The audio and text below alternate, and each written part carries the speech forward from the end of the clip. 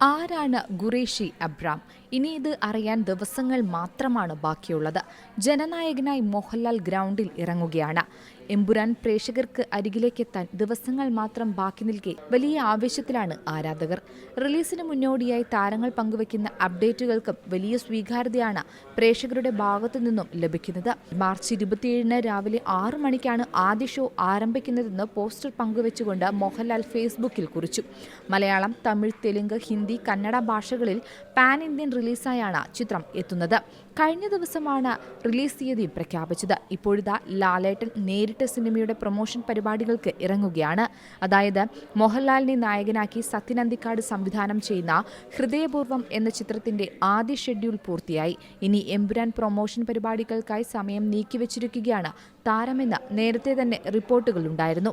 എന്നും എപ്പോഴും എന്ന ചിത്രത്തിന് ശേഷം സത്യൻ അന്തിക്കാട് മോഹൻലാലും ഒരുമിക്കുന്ന ചിത്രം കൂടിയാണ് ഹൃദയപൂർവ്വം. സന്ദീപ് ബാലകൃഷ്ണൻ എന്നാണ് ഈ ചിത്രത്തിൽ മോഹൻലാൽ അവതരിപ്പിക്കുന്ന കഥാപാത്രത്തിന്റെ പേര്.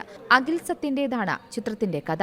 ഒരു പുതിയ തിരക്കഥാകൃത്തിനെ കൂടി മലയാള സിനിമയ്ക്ക് പരിചയപ്പെടുത്തുകയാണ് സത്യൻ അന്തിക്കാടിന്റെ ഈ ചിത്രത്തിലൂടെ. TB സോനുവാണ് ചിത്രത്തിന് തിരക്കഥ ഒരുക്കിയിരിക്കുന്നത്.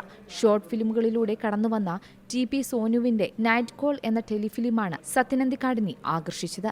അനൂപ് സത്യനാണ് പ്രധാന സംവിധാന സഹായി. എന്തായാലും എമ്പുരാന് വേണ്ടി ലാലേട്ടൻ ഇറങ്ങുമ്പോൾ അത് വലിയ തരത്തിലുള്ള ഒരു പ്രൊമോഷൻ തന്നെയായിരിക്കുമെന്നാണ് പ്രേക്ഷകർ പ്രതികരിക്കുന്നത്.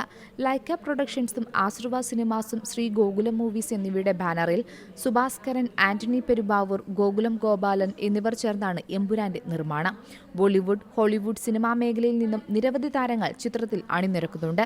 മാത്രമല്ല സിനിമയുടെ ഓരോ അപ്ഡേറ്റിനായി കാത്തിരിക്കുന്ന ആരാധകർക്ക് മുന്നിലേക്ക് വലിയൊരു പ്രൊമോഷൻ പരിപാടി തന്നെയാണ് അണിയറ പ്രവർത്തകർ ഒരുക്കുന്നത്.